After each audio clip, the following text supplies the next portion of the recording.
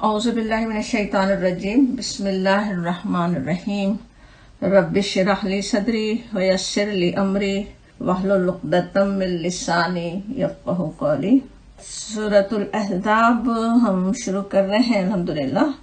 8 مکی صورتوں کے بعد ایک عظیم مدنی سورہ شروع ہو رہی ہے، وہ سلسلہ جو سورہ نور کے بعد سے شروع ہوا تھا۔ سورہ نور سے پہلے بھی 14 مکی صورتوں کا ایک لمبا سلسلہ تھا، اور اب سورہ احزاب کے بعد بھی 13 مکی صورتیں آ رہی ہیں۔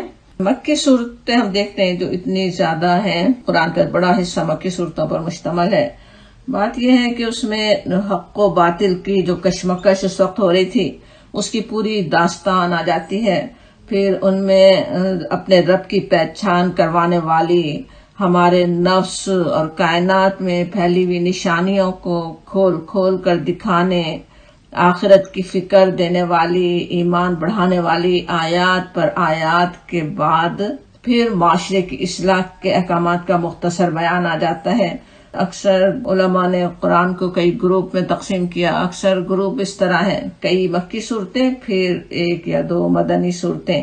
اب یہاں جس طرح قرآن کے نظم پہ جو علماء غور کرتے ہیں، ان میں سے ایک عالم کا کہنا ہے سورہ نور اور سورہ احزاب اور ان صورتوں کے آگے پیچھے جو آنے والی مکی صورتیں ہیں ان کو وہ موتیوں کی لڑی سے تشبیہ دیتے ہیں، اور یہ کہ ان کے درمیان سورہ نور اور سورہ احزاب کے جیسے نگینے جڑے ہوئے ہوں، ہیرے بیچ میں چمک رہے ہوں، معاشرے کی اصلاح کرنے کے احکامات لے کر۔ سورہ نور اور سورہ احزاب کے مضامین میں بہت یکسانیت بھی نظر آتی ہے۔ سورہ نور کی ابتدا ہی اس طرح ہوئی تھی کہ سورۃ انزلناہا، سورہ ہم نے نازل کی، وہ بھی بہت ہی یونیک ابتدا تھی سورہ نور کی۔ ہم نے اس کو نازل کیا، اس سورت کو، وفرضناہا، اور اسے ہم نے فرض کیا ہے کہ یعنی احکامات کیونکہ آگے آنے والے تھے، فوراً ہی بلکہ شروع ہو رہے تھے اس کے بعد، تو اس کی اہمیت بتائی گئی کہ کس طرح وہ تم پہ فرض ہے، تمہیں اس پر چلنا ضروری ہے۔ اسی طرح سورہ احزاب کے شروع میں تقوی کی تاکید، کفار و منافقین کی اطاعت نہ کرنے کا حکم، اور اس کے بعد وحی کی اتباع کی ہدایت۔ قرآن کے نظم پر غور کریں تو قرآن کا طریق تبلیغ بھی سمجھ میں آتا ہے۔ کسی کو تبلیغ کرنا ہے، کسی کے ساتھ اصلاح کا کام کرنا ہے، اپنی ہی اصلاح کا بھی کام، دوسروں کے لیے اصلاح کا کام، اس میں یہ کرو اور یہ نہ کرو کہ جیسے لمبی فہرست نہیں آتی قرآن میں، کہیں بھی اس طرح کا ہم نہیں دیکھیں گے کہ یہ نہیں کرو، کہ کوئی بہت ہی لمبی فہرست دے دی جائے، بلکہ اس کے بجائے اللہ تعالیٰ کی محبت، اس کی عظمت و قدرت، اس کے السمیع اور بصیر ہونے کا احساس، پھر کہیں نبی صلی اللہ علیہ وسلم کا مقام، آپ صلی اللہ علیہ وسلم کی محبت اور آخرت کی بے حد فکر عطا کرنے والی آیات، اور کیسے کیسے پر اثر انداز بیان کے ذریعے دلوں کو اللہ کی اطاعت کے لیے جھکا دیا جاتا ہے، دل جھک جائے۔ ایسا نہیں ہے کہ قوانین پہ عمل کرنا ہے، بس اس کے لیے ایک کوڑا سامنے ہے کہ وہ نہیں کرو تو اس پہ سزا ملنے والی، اس طرح سے احکامات نہیں ہوتے، بلکہ دل ہی انسان کے جھک جائے، انسان کے اندر خود ہی طلب اور چاہت پیدا ہو جائے کہ میں کیسے اپنے رب کو راضی کروں، میں کیسے اپنی آخرت بناؤں، کیسے اپنے آپ کو جہنم کی آگ سے، اپنے رب کی ناراضی سے بچا کر رکھوں۔ مکی صورتوں کے لمبے لمبے سلسلوں کے درمیان یہ دونوں صورتیں، سورہ نور اور سورہ احزاب، وہی بات ہمیں بتانے کے لیے پھر اس کا جواب مل جاتا ہے۔ مکی صورتوں سے جو دل کی کیفیت ہو، پھر جو طلب ہو، وہ طلب پھر سورہ نور اور سورہ احزاب سے پوری ہوتی ہے۔ دوسری مدنی صورتوں سے یہ دونوں صورتیں کس طرح اسلامی معاشرے کو پاکیزہ تر بنانے، ہر طرح کے اسکینڈل سے انہیں بچانے کے لیے مختلف معاشرتی اصلاحات لے کر نازل ہوئیں۔ دونوں ہی صورتیں وہ اس وقت نازل ہوئیں جب مدینے میں منافقین اسکینڈل اچھالنے کی کوشش کر رہے تھے۔ سورہ نور ہم دیکھ چکے ہیں کس طرح حضرت عائشہ پہ بہتان کا اسکینڈل تھا، یہاں کبھی ہم دیکھیں گے کیا واقعات تھے اور کیا کچھ تھا۔ اس صورت کے مضامین سے، سورہ احزاب کے مضامین سے اندازہ ہوتا کہ یہ 5 ہجری کے اواخر میں نازل ہوئی۔ غزوہ احزاب کا تذکرہ ہے، غزوہ بنی قریظہ کا تذکرہ ہے، اور دوسرے جو واقعات ہیں اس کے لحاظ سے سمجھ میں آتا ہے کہ 5 ہجری کا ہے، تو جس طرح مدینے کا درمیانی دور، اللہ تعالیٰ اپنی رحمت سے اس عظیم صورت میں آنے والے احکامات ہمیں بہترین طریقے سے سمجھنے اور ان پر عمل کی توفیق عطا فرمائے۔ دیکھیے پہلی آیت، بسم اللہ الرحمن الرحیم۔ سورت کی ابتدائی بہت یونیک بھی ہے، شروع ہوتی ہے کس طرح، یا ایہا النبی، اے نبی، اتق اللہ، یا ایہا النبی اتق اللہ، کہ اللہ کا تقوی اختیار کرو۔ نبی صلی اللہ علیہ وسلم کو مخاطب کر کے کہا جا رہا ہے آپ تقوی اختیار کریں، آپ اللہ کا تقوی اختیار کریں۔ وَلَا تُطِعِ الْكَافِرِينَ وَالْمُنَافِقِينَ، اور نہ اطاعت کریں، نہ کہنا مانو کفار کا اور منافقین کا۔ ان اللہ کان علیما حکیما، بے شک اللہ جاننے والا اور حکمت والا ہے، علیم اور حکیم ہے اللہ تعالیٰ۔ اب یہاں اس سورت کی ابتدا سے ایک بات جو نوٹ کرنے کے قابل ہے، یا ایھا النبی کا جو خطاب ہے، پورے قرآن میں کہیں بھی یا محمد کا خطاب نہیں ہے۔ بہت سے مقامات پر تو صرف واحد کے صیغے میں خطاب کو ہی نبی صلی اللہ علیہ وسلم سے سمجھا گیا کہ آپ کو مخاطب کر کے کہا جا رہا ہو، یا جس طرح یہاں پہ آ رہا ہے یا ایھا النبی، کہیں یا ایھا المزمل، یا ایھا المدثر، یا ایھا الرسول بھی کہہ کر خطاب کیا گیا۔ خوبصورت خطاب نبی صلی اللہ علیہ وسلم کے لیے۔ خود محمد کا لفظ بھی کل 4 دفعہ ہی قرآن میں آیا ہے صلی اللہ علیہ وسلم۔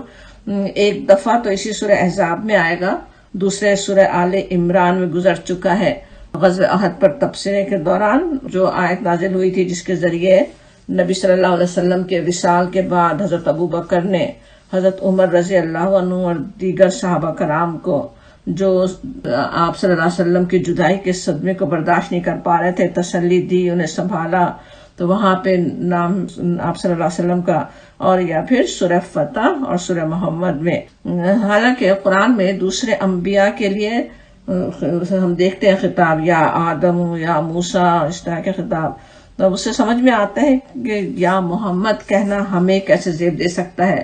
قرآن میں اسی وجہ سے وہ خطاب نہیں ہے۔ ہم قرآن پڑھیں گے، ہمارے زبان پہ وہ اس طرح ہم خطاب کرنے کے عادی نہ ہو، اس طرح سے نہ بلائیں صلی اللہ علیہ وسلم۔ اگرچہ نبی کا لفظ اور ایھا النبی کا خطاب قرآن میں کئی مقامات پر ہے، لیکن کسی ایک سورہ میں اتنی دفعہ سورہ احزاب ہی میں آیا ہے، کوئی 15 دفعہ نبی کا لفظ آتا ہے۔ قرآن کی دوسری صورتوں میں بھی یہ انداز ہم دیکھ سکتے ہیں، جیسے سورہ مریم میں اللہ تعالیٰ کا اسم مبارک الرحمن ہی بار بار آتا ہے۔ سورہ بنی اسرائیل میں قرآن کا لفظ کئی بار آیا، حالانکہ قرآن کے لیے بھی کئی الفاظ ہیں جو قرآن میں آتے ہیں، الکتاب، کتاب، ہدایت، ذکر، لیکن سورہ بنی اسرائیل میں قرآن ہی کا لفظ کئی بار آیا۔ ظاہر ہے قرآن کے ہر لفظ اور اس کا جو مقام ہے اس میں بے شمار حکمتیں ہیں، ضروری نہیں کہ ہم سب کچھ سمجھ سکیں۔ یہاں اس صورت میں سورہ احزاب میں نبی صلی اللہ علیہ وسلم کے خاص مقام، امت کے ساتھ آپ صلی اللہ علیہ وسلم کے تعلق اور امت پر آپ کے حقوق کی وضاحت بھی ہے، تو پہلے ہی لفظ سے وہ تھیم بن رہی ہے کہ اس میں صورت میں وہ باتیں سمجھائی جائیں گی، ازواج نبی کے مقام کی بھی بات آئے گی۔ یہ خطاب یا ایھا النبی کا خطاب، نبی کے وجہ سے جو لفظ ہے وہ نون بے واو سے بھی سمجھا گیا، نبوت کا لفظ بلندی کے لیے آتا ہے، نبوہ کا لفظ سمجھا گیا کہ جیسے آپ کو معزز اور جو بلند مقام کے آپ حامل ہیں اس کی وجہ سے نبی کہا گیا۔ دوسرا نبا، نون بے حمزہ سے بھی اس کو سمجھا جاتا، خبر دینے والے، خبریں لانے والے۔ اب یہاں پہ یہ خطاب یا ایھا النبی کا خطاب اگرچہ آپ صلی اللہ علیہ وسلم کی تعظیم اور تکریم کے لیے بھی ہے، لیکن آپ صلی اللہ علیہ وسلم کو آپ کے فریضہ منصبی کی یاد دہانی بھی ہے ساتھ ہی۔ جس طرح ہم سمجھتے ہیں نا، جب یا ایھا الذین آمنو کہا جاتا، امت مخاطب ہے، مسلمان مخاطب ہے، لیکن ساتھ ہی انہیں احساس دلایا جاتا کہ تمہارے ایمان کا تقاضا کیا ہے۔ اسی طرح یہاں نبی صلی اللہ علیہ وسلم کو بتایا جا رہا ہے کہ آپ تو اللہ کے نبی ہیں، آپ کا کیا منصب ہے، آپ کو کیا کام کرنا ہے، اس کی بھی یاد دہانی آپ صلی اللہ علیہ وسلم کے لیے بھی ہے، اور امت کے لیے بھی یاد دہانی کہ کچھ کام آپ صلی اللہ علیہ وسلم نے صرف اس لیے کیے کہ آپ کے منصب کا تقاضا تھا۔ ہمیں آج نہیں سمجھ میں آ سکتے، لوگ اس پہ اعتراض کر سکتے ہیں، لیکن اللہ تعالیٰ جانتا تھا کہ آپ سے کیا کام لینا ہے، آپ کے ذریعے کس طرح لوگوں کو کیا ہدایت پہنچانی ہے۔ آپ صلی اللہ علیہ وسلم کے لیے کچھ احکامات اس لیے مختلف تھے کہ اللہ تعالیٰ کو آپ سے نبوت جیسی عظیم ذمہ داری کو پورا کروانا تھا۔ اب اس آیت سے اپنے لیے ہدایت لینے اور یہ دیکھنے سے پہلے کہ یہ آیت مجھ سے کیا کہہ رہی ہے، اس آیت کا پس منظر دیکھتے ہیں۔ نبی صلی اللہ علیہ وسلم سے کہا کیا جا رہا ہے، کس خاص واقعے کی یہ تمہید ہے۔ معاشرے کی اصلاح کے لیے نبی صلی اللہ علیہ وسلم سے ایک بڑا کام اصل میں لیا جانا تھا۔ اپنے منہ بولے بیٹے کی مطلقہ حضرت زینب سے آپ کے نکاح کا۔ نبی صلی اللہ علیہ وسلم سے پہلے آپ کے پاس پہلی 4 بیویاں موجود تھیں۔ اس وقت وہ تعداد محدود ہو چکی تھی، 4 بیویوں سے زیادہ نہیں ہو سکتی تھی بیویاں۔ اور پھر منہ بولے بیٹے کو اس معاشرے میں جس طرح بالکل حقیقی بیٹا سمجھا جاتا تھا، وہ کہلاتے تھے زید بن محمد ہی کہلاتے تھے جب تک یہ آیات نہیں اتری ہیں سورہ احزاب کی، اور لوگ جیسے آپ کا بیٹا ہی سمجھتے رہے ہوں، اور اس کی وجہ سے یہ کام بہت ہی مشکل تھا، نبی صلی اللہ علیہ وسلم کے لیے آسان نہیں تھا، کیونکہ اس چیز کو نبی صلی اللہ علیہ وسلم اور اسلام کے خلاف خوب استعمال کیا جانا تھا، آپ جانتے تھے۔ اور ہم دیکھتے ہیں یہی ہوا بھی، ابھی تک بھی مسلمانوں کے دلوں میں شبہات ڈالنے، نبی صلی اللہ علیہ وسلم اور اسلام کو بدنام کرنے کے لیے خوب استعمال کیا جاتا ہے۔ اسی ایشو کو کتنا اچھالا جاتا۔ سورہ احزاب کی ابتدائی 8 آیات اسی کی تمہید ہے، اس واقعے کے لیے جسے ذہن تیار کیے جا رہے ہیں، مسلمانوں کے ذہن تیار ہو رہے ہیں۔ لیکن آیت 9 سے اس واقعے کے بجائے غزوہ احزاب کے واقعات اور ان پر تبصرہ شروع ہو رہا ہے۔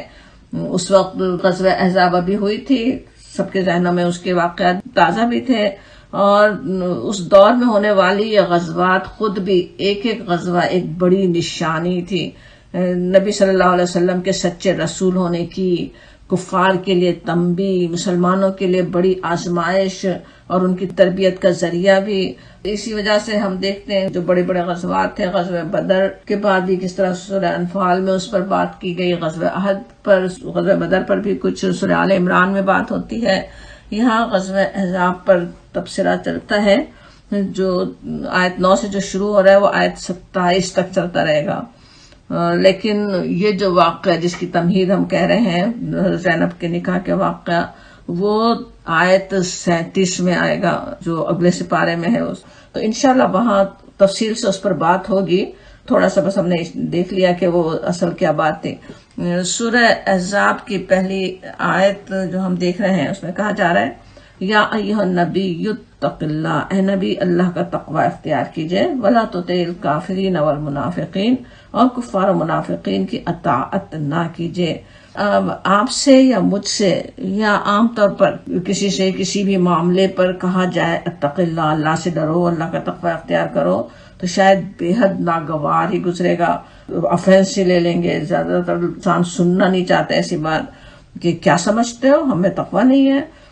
یہاں نبی صلی اللہ علیہ وسلم جن کے تقوی میں کسی کمی کا شائبہ بھی نہیں ہو سکتا تھا، جن کا تقوی انسانوں کے لیے مثال کی حیثیت رکھتا ہے، انہیں مخاطب کر کے کہا جا رہا ہے کہ اللہ سے ڈرو، اتق اللہ۔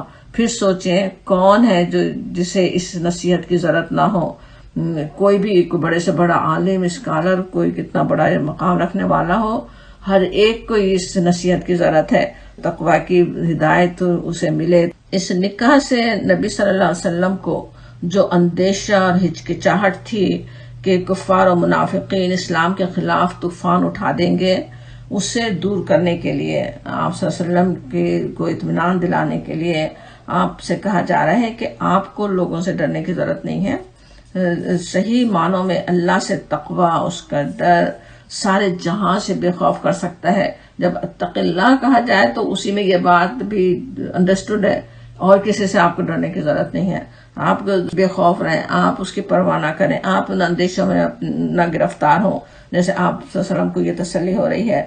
اب یہ آیت ساری امت کے سامنے بھی گواہ ہے کہ نبی صلی اللہ علیہ وسلم نے وہ نکاح اپنی کسی خواہش کی وجہ سے نہیں کیا، اللہ سے تقوی کی بنا پر اللہ تعالیٰ کے حکم کے عین مطابق کیا۔ یہاں ہمارے لیے بھی سبق ہے، اتق اللہ کی نصیحت ہمارے پاس بھی کسی ذریعے سے پہنچے، ہمیں کس طرح لینا چاہیے۔ ہمارے سلف صالحین کی بھی کئی مثالیں تاریخ میں ملتی ہیں کہ وہ اس نصیحت کو کس طرح لیتے تھے۔ حضرت عمر رضی اللہ عنہ کے بھی واقعات مشہور ہیں کہ وہ انہوں نے کس طرح سے اس نصیحت کو لیا، نصیحت کرنے والے کو اپریشیٹ کیا، خود جھک گئے. اور اسی طرح سے امام ابو حنیفہ سے کسی لڑکے نے کہہ دیا اتق اللہ، کہ اللہ سے ڈرو، اللہ کا تقوی اختیار کرو، تو ان کی حالت ہی دگرگوں ہو گئی.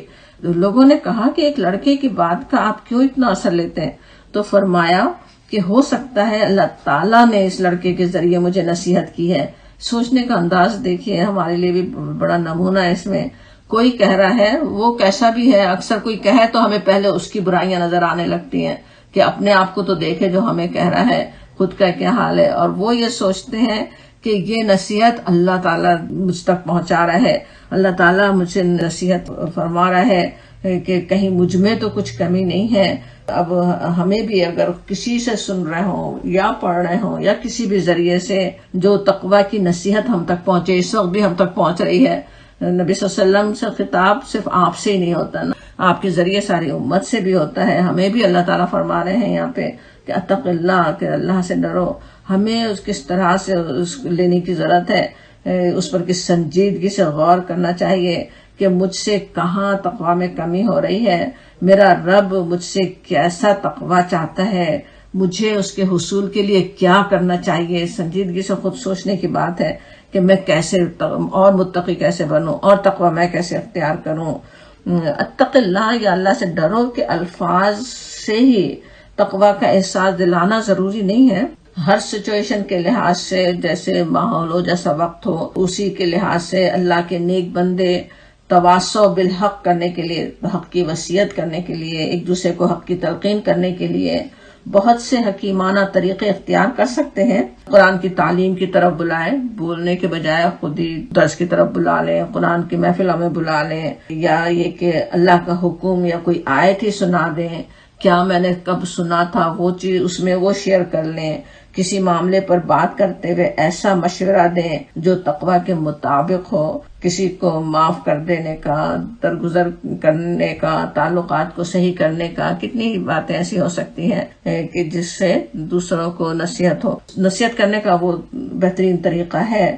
اور جو سننے والا ہے، جس سے نصیحت کی جا رہی ہے، اسے ایسی نصیحتوں کو کس طرح لینا چاہیے، وہ ہم پچھلی کلاسوں میں سورہ سجدہ کی آیت 15 کا مطالعہ کرتے ہوئے سمجھ ہی چکے ہیں.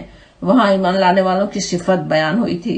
یہ بھی ایک قرآن کا طریقہ تبلیغ ہے. جب ہم پیچھے سمجھ رہے تھے نا کہ یہ کرو یہ نہیں کرو نہیں کہا جاتا، صفت بیان ہوتی. وہ جو اللہ کے نیک بندے ہیں وہ کیسے ہوتے ہیں، تو وہ ہم نے سورہ سجدہ میں بھی دیکھی تھی، پیچھے ہی 2-3 کلاسوں سے پہلے ہی بات ہوئی تھی اس پہ، کہ جب انہیں اللہ کی آیات کے ساتھ نصیحت کی جاتی ہے تو وہ سجدے میں گر پڑتے ہیں. کیا خوبصورت طریقے سے انسان کو بتایا جا رہا ہے کہ کیسے نصیحت کو لیں، کس طرح اس کے آگے جھک جائیں. وہ جو سجدے میں گر پڑنا کیا ہے، اللہ کے آگے، حکم کے آگے جھک جانا. یہ تو مومنوں کا طریقہ ہوتا ہے. اور سورہ بقرہ کی آیت 206 میں منافق اور زمین میں فساد پھیلانے والے کے بارے میں کہا گیا، وَإِذَا قِيلَ لَهُ اتَّقِ اللَّهَ، جب اس سے کہا جاتا ہے اللہ سے ڈر، أَخَذَتْهُ الْعِزَّةُ بِالْإِثْمِ، تو اسے اپنے وقار، اپنی عزت کا خیال گناہ پر جما دیتا ہے. فَحَسَبُهُ جَهَنَّمَ وَبِئْسَ الْمِہَادُ، اس کے لیے جہنم ہی کافی ہے، وہ بہت برا ٹھکانہ ہے. انسان کی یہ انا، اپنے آپ کو کوئی بڑی چیز سمجھنا، کسی بھی لحاظ سے بڑی چیز سمجھنا، ہمارے پاس علم ہے، ہم جانتے ہیں، یا ہمارا کوئی اسٹیٹس ہے، کتنی ایسے چیزیں ہو سکتی ہیں جو رکاوٹ بن جاتی ہے اس طرح نصیحت ٹھیک سے لینے میں. نبی صلی اللہ علیہ وسلم سے بڑا کس کا مقام ہے. اور بھی جیسے ابھی امام ابو حنیفہ کی بات ہو رہی تھی، زمانے کے اتنے بڑے اسکالر ہیں، ایک لڑکا وہ خود کیا چیز ہے، وہ نصیحت کرتا ہے، وہ کس طرح لیتے ہیں، وہ اس طرح سے لینا چاہیے. اگر اس کے مقابلے میں انسان کی انا اگر بیچ میں آ جائے، کوئی اپنے آپ کو بڑی چیز سمجھتا ہو، تو پرخلوص ہدایت کو پھر انسان آسانی سے رد بھی کر سکتا ہے. اور جب ہدایت کو رد کر دے تو نصیحت جب سامنے آتی ہے اسے ٹھکرا دے، تو پھر تو کس طرح خود ہی اپنے آپ کو کہاں پستیوں میں انسان لے جا سکتا ہے. سورہ سافلین تک اللہ تعالیٰ اسے پناہ میں رکھے. اللہ تعالیٰ اپنی رحمت سے ہمیں ایسی خود پسندی اور ایسی غلطیوں سے محفوظ رکھے۔ آیت میں اتق اللہ کے بعد دوسری نصیحت نبی صلی اللہ علیہ وسلم کو مخاطب کر کے دی گئی، وہ کیا تھی؟ کفار و منافقین کی اطاعت نہ کرو۔ اب یہ نصیحت بھی عام لوگوں کے لیے تو سمجھ میں آتی ہے، لیکن نبی صلی اللہ علیہ وسلم کے لیے، آپ صلی اللہ علیہ وسلم جنہیں مکے کی پوری بستی کے پریشر کے باوجود جو کام کرنا تھا آپ نے اسے ایک لمحے کے لیے بھی نہیں چھوڑا۔ کتنی مخالفتیں ہوئی، کیا کچھ نہیں ہوا، لالچ بھی دیے گئے ہوں، اذیتیں دی گئی ہوں، سب کچھ، لیکن آپ نے وہ کفار و منافقین کی بات نہیں مانی، اپنے موقف سے پیچھے نہیں ہٹے، کسی بھی قسم کے کمپرومائز کے لیے تیار ہی نہیں ہوئے۔ پھر یہ کیسی اطاعت ہے جس سے نبی صلی اللہ علیہ وسلم کو منع کیا جا رہا ہے اور ہمیں اس کے ذریعے کیا سبق دیا جا رہا ہے۔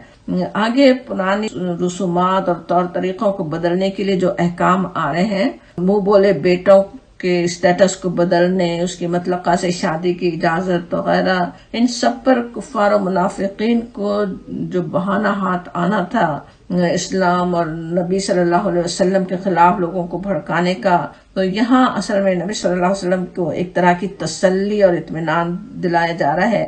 آج دنیا کو وہ بات بہت عجیب لگ رہی ہو، لیکن آپ تو وہ کر ڈالیں جو اللہ تعالیٰ آپ سے چاہتا ہے۔ ان اللہ کان علیما حکیما، اللہ تعالیٰ پر آپ توکل رکھیں، اس کے دین کی مصلحت کس چیز میں ہے وہ اللہ کے علم میں ہے۔ خطاب اگرچہ نبی صلی اللہ علیہ وسلم سے ہے، لیکن تنبیہ کفار و منافقین میں سے فتنہ اور شر پھیلانے والوں کے لیے ہے کہ تم خواہ کتنا ہی زور لگا لو نبی صلی اللہ علیہ وسلم کے لیے، تو اللہ تعالیٰ کا یہ حکم ہے جس سے وہ سرتابی نہیں کرنے والے، وہ تو کریں گے ہی۔ آج کے مخالفین اور ان کی وجہ سے غلط فہمیوں کا شکار ہونے والوں کے لیے بھی قرآن سے دلیل ہے یہاں پہ کہ نبی صلی اللہ علیہ وسلم نے جو نکاح کیے وہ اللہ کے حکم کی اطاعت کے لیے کیے، اپنی کسی نفسانی خواہش کی بنا پر نہیں کیے، نعوذ باللہ، جس طرح کی لوگ باتیں بناتے ہیں۔ اور اس کو دیکھیں جو بات یہاں پہ آیت میں کہی جا رہی، وَلَا تُطِعِ الْكَافِرِينَ وَالْمُنَافِقِينَ، اس حکم پہ اپنے لیے غور کریں۔ پہلی بات جو بہت ہی غور کرنے والی ہے، جس پہ ہمیں غور کرنا چاہیے، اسکیری بھی ہے، کہ کفار اور منافقین کا تذکرہ ایک ساتھ آ رہا ہے، گویا دونوں ایک ہی گروہ سے تعلق رکھتے ہیں۔ اگرچہ منافقین مسلمان گروہ سے تھے، کلمہ پڑھنے والے، اس وقت کے منافقین تو جماعت سے نمازیں پڑھتے، نبی صلی اللہ علیہ وسلم کی محفلوں میں شریک ہوتے، غزوات میں بھی کبھی ساتھ دے دیتے تھے، لیکن اللہ تعالیٰ جو دلوں کا حال جاننے والا ہے، اس کی نظر میں منافقین اور کفار ایک ہی گروہ ہیں۔ ظاہر ہے ہم کسی کے بارے میں حکم نہیں لگا سکتے کہ فلاں منافق ہے، لیکن اپنے ہی لیے محتاط رہنے کی ضرورت ہے۔ جس طرح حضرت حنظلہ کو خود ڈر ہو گیا تھا، حضرت عمر رضی اللہ عنہ پریشان ہوتے تھے کہ کہیں میں منافق نہ ہوں، اس طرح سے ہمیں اپنی فکر کرنے کی ضرورت سمجھ میں آتی ہے۔ قرآن میں ان کے لیے سب سے زیادہ نچلے درجے کی وعید بھی ہے، ان المنافقین فی الدرک الاسفل من النار، سورہ نساء کی آیت 145 ہے، 145۔ الدرک الاسفل جو وہاں کہا جا رہا ہے سب سے نچلے طبقے میں، کیونکہ منافقین تو آستین کے سانپ ہوتے ہیں، زیادہ نقصان پہنچانے والے، کفار سے بھی زیادہ نقصان پہنچانے والے۔ ظاہر ہے یہاں کفار و منافقین کی اطاعت نہ کرو سے یہ مراد نہیں کہ ان کی کوئی بات نہ مانو۔ غیر مسلم دوست ہے، باس ہے، ٹیچر ہے، اس کی بات ماننے میں کوئی حرج نہیں۔ اگر کوئی کافرانہ کام کرنے کا حکم نہیں دے رہے ہیں، ان کے ملک میں رہتے ہیں، ان کے قوانین کو فالو کرنے سے انکار نہیں کر سکتے کہ یہ کافروں کا قانون ہے۔ یہاں ہمارے لیے بھی وہی بات ہے کہ ان کی مخالفت، ان کے مذاق اڑانے کے ڈر سے ہم اپنے دین کو بدلنے، اللہ کی نافرمانی کرنے کے لیے تیار نہ ہو جائیں۔ انشاءاللہ تعالیٰ اللہ تعالیٰ کے اسماء ہسنہ کے ذریعے پھر ہمت دلائی جاتی ہے کہ اللہ تعالیٰ العلیم ہے، کس کام میں، کس بات میں، کس طریقہ زندگی میں ہمارے لیے کیا فوائد ہیں اور کیا نقصان ہے، وہ سب کچھ جانتا تھا اور جانتا ہے۔ کچھ احکامات پر اگر آج ہمیں عمل کرنا مشکل لگ رہا ہو تو اس سے وہ خوب واقف ہے۔ احکامات دیتے وقت بھی ہمارا رب سب کچھ جانتا تھا اور آج بھی جانتا ہے کہ ہمارے لیے کیا کچھ مشکلات ہیں، کون سی مشکلات حقیقی ہیں، کون سی امیجنری ہیں، اور جس قدر مشکل ہو پھر ظاہر ہے اس کا اجر بھی اتنا ہی زیادہ ہے اور وہ الحکیم بھی ہے، اس کی حکمت کے ساتھ ہی اس کے سارے احکامات ہیں۔ تھوڑی سی مشکل جو نظر آتی ہے اس کی کیا حقیقت ہے اور آگے اس میں کتنے بڑے بڑے فوائد ہیں وہ سب کچھ جاننے والا ہے۔ مثلا روزے ہی کے بارے میں ذرا سوچیں، بھوک پیاس جو انسان کی اتنی بنیادی ضرورت ہے، گرمی کے لمبے روزے خصوصاً گرم علاقوں میں تو کس قدر مشکل بھی ہو سکتے ہیں، لیکن اللہ تعالیٰ ہی جانتا تھا کہ اپنے بندوں کے لیے اس میں کتنے جسمانی اور روحانی فوائد ہیں۔ اللہ تعالیٰ کا ہر حکم اسی طرح اس کے علم و حکمت کی بنا پر ہے۔ آگے آیت 3 میں اللہ پر توکل کی بات بھی آ رہی ہے، تو سمجھ میں آتا ہے کہ اس علیم و حکیم ہستی پر ہمیں کیسا توکل ہونا چاہیے۔ پھر اگلی آیت دیکھیں، آیت نمبر 2، وَاتَّبِعْ مَا يُوحَىٰ إِلَيْكَ مِن رَبِّكَ، پیروی کرو اس بات کی جو تم پر تمہارے رب کی جانب سے وحی کی جا رہی ہے۔ پیچھے منع کیا گیا تھا ان کی اطاعت نہیں کرو کفار و منافقین کی، اور اب یہ کہ کیا کرو، تمہیں کرنے کا کیا کام ہے، اتباع کرو۔ وَاتَّبِعْ مَا يُوحَىٰ إِلَيْكَ مِن رَبِّكَ، اور پھر ہے ان اللہ کان بما تعملون خبیرا، اللہ اس بات سے باخبر ہے جو تم کرتے ہو۔ اب اس آیت میں بھی اصل میں تو اسی حکم کی تاکید ہے جو پہلی آیت میں دیا گیا تھا۔ وہاں تقوی اختیار کرنے اور کفار و منافقین کی اطاعت نہ کرنے کی بات تھی، اب اسے دوسرے پہلو سے مثبت انداز میں سامنے رکھا گیا۔ واحد کے صیغے میں خطاب ہے۔ آیت شروع جس طرح ہوتی ہے وَاتَّبِعْ مَا يُوحَىٰ، کہ اتباع کرو کہ جو کچھ تمہاری طرف وحی کیا جا رہا ہے، اور پھر ختم ہوتی ہے ان اللہ کان بما تعملون خبیرا، تعملون جمع کے صیغے میں، جو تم کرتے ہو۔ تو سمجھ میں آتا ہے کہ خطاب صرف نبی صلی اللہ علیہ وسلم سے نہیں ہے، خطاب ہے نبی صلی اللہ علیہ وسلم سے، لیکن نصیحت سب کے لیے ہے۔ آپ صلی اللہ علیہ وسلم کو حکم امت کے نمائندے کی حیثیت سے دیا گیا، آپ کی طرف جو وحی کی گئی اس میں سارے ہی احکامات آ جاتے ہیں۔ یہاں پہ کہا جا رہا ہے نا وَاتَّبِعْ مَا يُوحَىٰ إِلَيْكَ، جو آپ کی طرف وحی کی گئی، جو وحی کی گئی وہ صرف قرآن ہی نہیں ہے، قرآن تو ہے وہ سب سے اہم چیز ہے، جو وحی ہے اس کی تو پیروی ہونی ہی ہے، اس کا تو اتباع کرنا ہی ہے، لیکن اس کے علاوہ بھی جو وحی آپ کی طرف آتی ہوئی ہے، قرآن سے ثابت ہوتا ہے کہ اس کے علاوہ بھی اور وحی آپ صلی اللہ علیہ وسلم پر نازل ہوتی تھی۔ جیسے حدیث قدسی ہم اکثر یاد کرتے رہے ہیں، اس میں اللہ کا جو فرمان نبی صلی اللہ علیہ وسلم سنا رہے ہیں، کسی بھی حدیث قدسی میں جو آتا ہے وہ قرآن میں کہیں نہیں ہے، لیکن نبی صلی اللہ علیہ وسلم نے فرمایا کہ اللہ نے یہ فرمایا، اللہ کا یہ فرمان ہے۔ ظاہر ہے وہ نبی صلی اللہ علیہ وسلم تک کسی وحی کے ذریعے سے پہنچا۔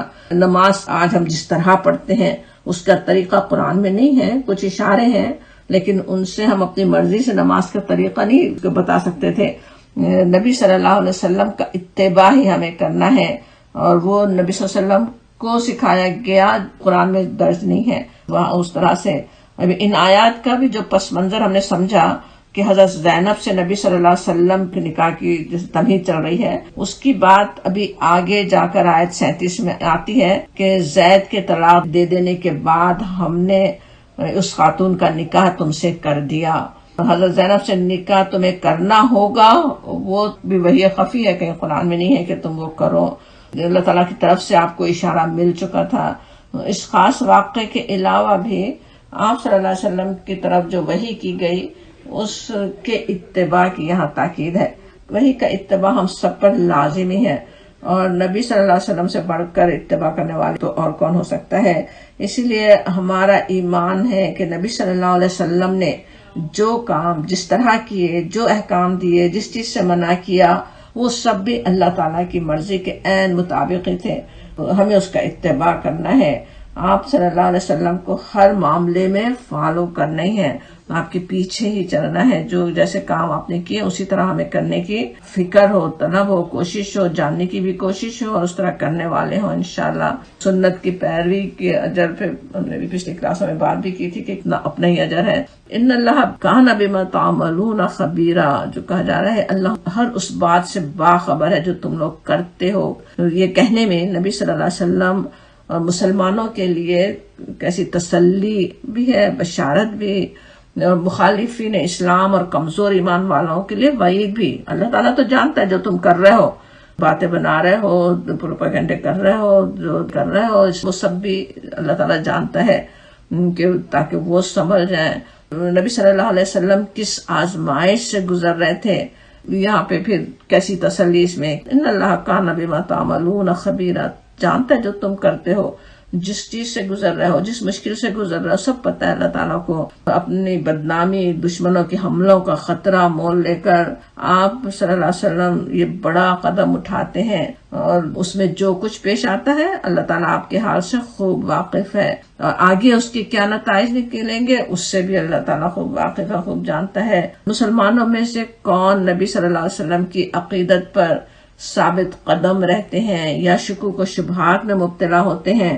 اس وقت بھی ہو سکتے تھے لوگ، اور آج تک بھی اسلام کے مخالفین کوشش بھی کرتے ہیں، اور مسلمانوں میں سے ہوتے بھی ہیں.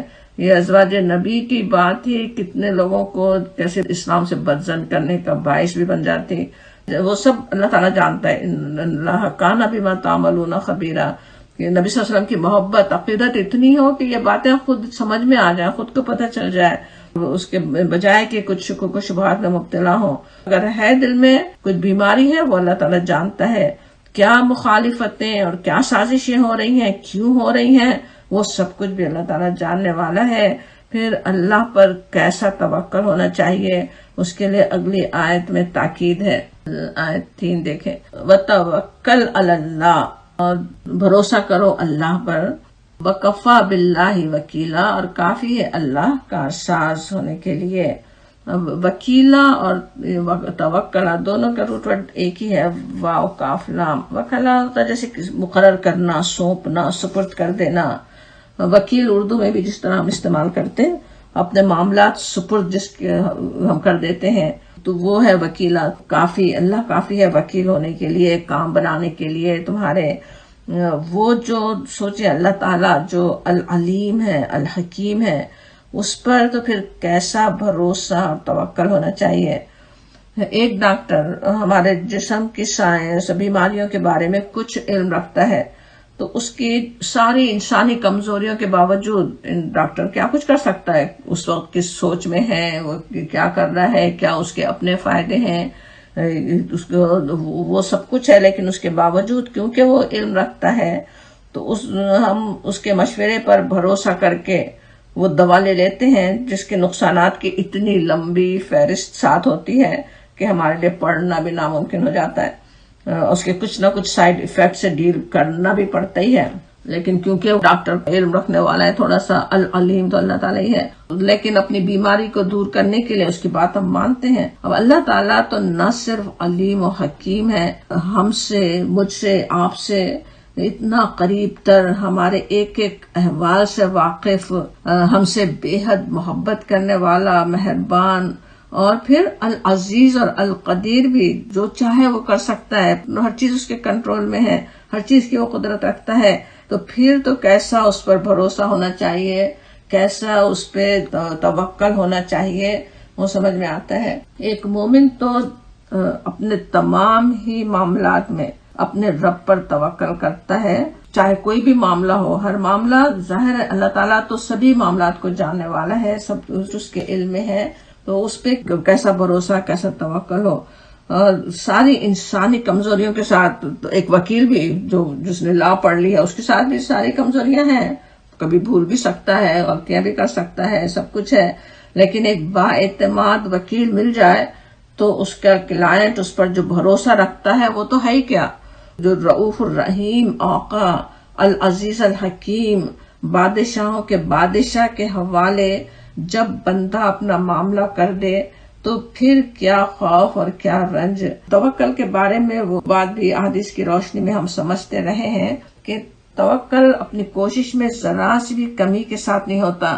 آپ صلی اللہ علیہ وسلم سے پوچھا بھی گیا جیسے کہ کیا میں اونٹنی کو باندھوں اور پھر توکل کروں، یا اس بغیر باندھے توکل کروں؟ آپ صلی اللہ علیہ وسلم نے فرمایا نہیں، اسے باندھو پھر توکل کرو. اسی طرح ہر معاملے میں آپ نے یہی بات سکھائی. اللہ پہ توکل کے لیے جو کوششیں ہونی چاہیے، پہلے اپنے آپ کو بچانے کی، اپنے آپ کو محفوظ رکھنے کی، وہ سب کوششیں کرنا چاہیے. جیسے بغیر دیوار والی چھت پہ سو گے تو گرنے کا ڈر ہی ہوگا، تمہارے اوپر ہی ہے اس کا جو نقصان ہوگا. اسی طرح سے اور بھی ہر بات میں، ہر معاملے میں پوری کوشش پہلے کرنے کی ضرورت ہے. اللہ تعالیٰ نے ہر انسان کو عقل، سمجھ، شعور، کتنی صلاحیتوں سے، کیسے زور بازو سے نوازا ہے. ان سب سے بھی کام لینا ہوتا ہے. کچھ حاصل کرنے کے لیے بھی، اپنے آپ کو خطرات سے بچانے کے لیے بھی اس آیت کے حکم کو کہ اللہ پر توکل کرو، اللہ کافی ہے کارسازی کے لیے، اسے پچھلی دونوں آیات کی روشنی میں بھی دیکھیں تو سمجھ میں آتا ہے کہ اس حکم پر ہمیں کس طرح عمل کرنا چاہیے. اس وقت جب مدینہ چار طرف سے مخالفتوں کا نشانہ بنا ہوا تھا، مدینے پر حملے، سازشیں، مدینے کے اطراف میں یہودی قبائل کی سازشیں. اصل میں اس میں ہم دیکھ رہے ہیں نا کہ غزوہ احزاب پہ تبصرہ آئے گا.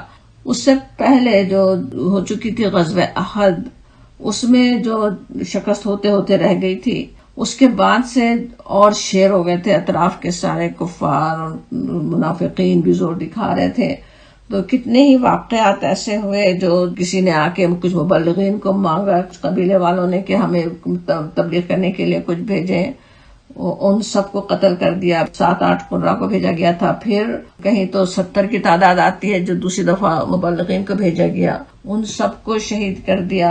اور بھی اسی طرح ہر طرف جیسے حملے کے لیے تیار ہو. تو ایک طرف باہر سے اتنی مخالفتیں چار طرف سے تھیں، پھر کیسی سازشیں، مدینے کے اطراف میں یہودی قبائل بستے تھے، ان کی سازشیں، اور پھر ان یہودیوں سے، قریش سے ساز باز کرنے والے، مدینے کے اندر جو مسلمانوں کے درمیان میں جو منافقین، ان کی شرارتیں. لیکن سورت شروع ہی اس حکم سے ہوتی ہے کہ آپ تو بس اللہ سے تقوی رکھیں. کفار و منافقین کی باتوں، ان کے حملوں، ان کے پروپیگنڈوں کی کوئی پرواہ نہ کریں. آپ تو بس وحی کا اتباع کریں.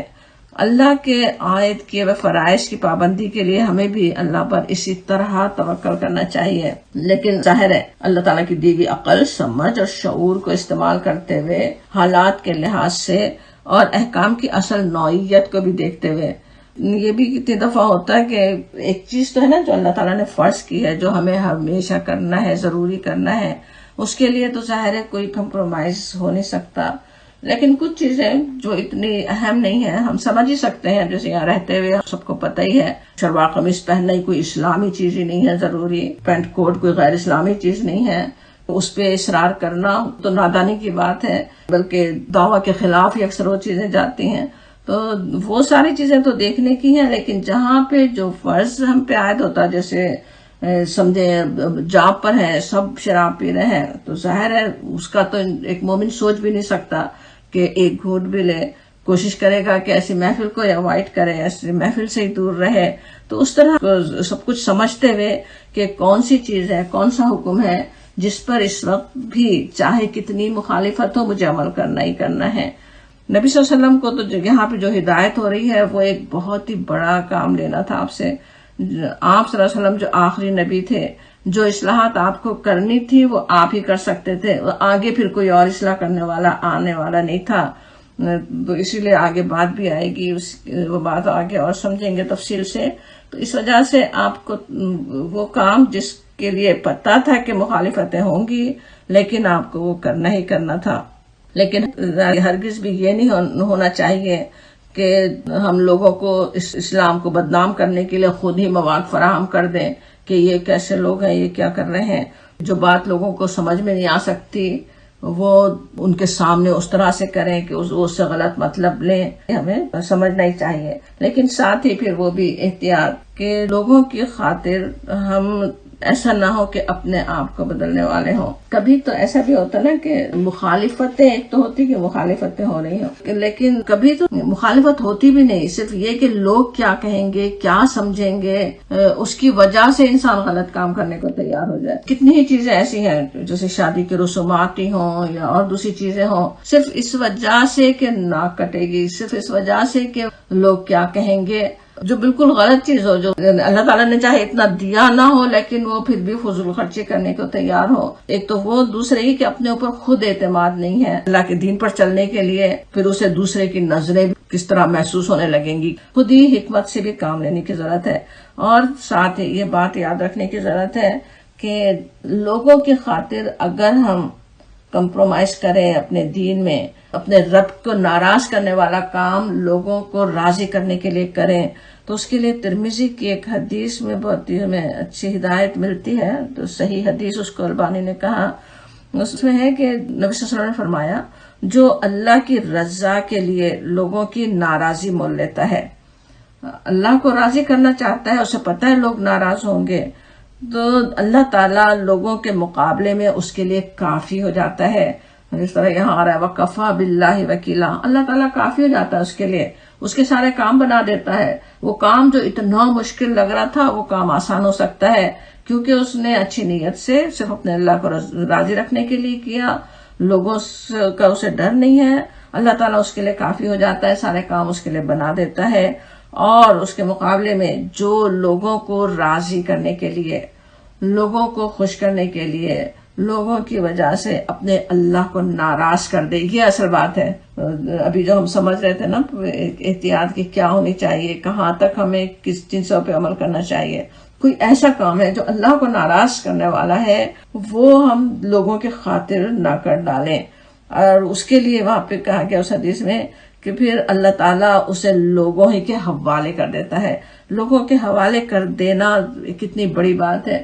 لوگ تو دنیا میں جس کی خوشی کے لیے آپ کر رہے تھے وہ تو کبھی خوش نہیں ہوں گے، پھر اپنے گھر والے بھی ہوں، قریبی رشتہ دار بھی ہوں، اپنے محبوب بھی ہوں، آپ ان کی محبت میں ان کی خوشی کے لیے اپنے رب کو ناراض کرنے والا کام کریں، آخر میں جا کے پتہ چلے گا ضروری ہے کہ وہ خوش بھی ہو جائیں، بلکہ اور زیادہ اللہ کی نافرمانیوں میں اس کی وجہ سے جا سکتے ہیں۔ جب اللہ کی مدد ہی چھوڑ دیا ساتھ، اللہ تعالیٰ نے لوگوں کے حوالے کر دیا، پھر تو لوگ کتنے کیسے کیسے پریشر ڈال سکتے ہیں، کس طرح انسان کی اپنی زندگی برباد ہو سکتی ہے، دنیا میں بھی انسان اس کی وجہ سے خوار ہوتا ہے، اور آخرت تو ہے۔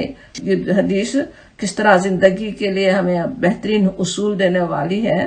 انشاءاللہ ہم ہمیشہ اپنے رب کی رضا کے راستے پر قائم رہیں اور اللہ تعالی ہمارے لیے کافی ہو جائے۔ حسبنا اللہ نعم الوکیل، نعم المولا و نعم النصیر، وآخر دعوانا الحمدللہ رب العالمین۔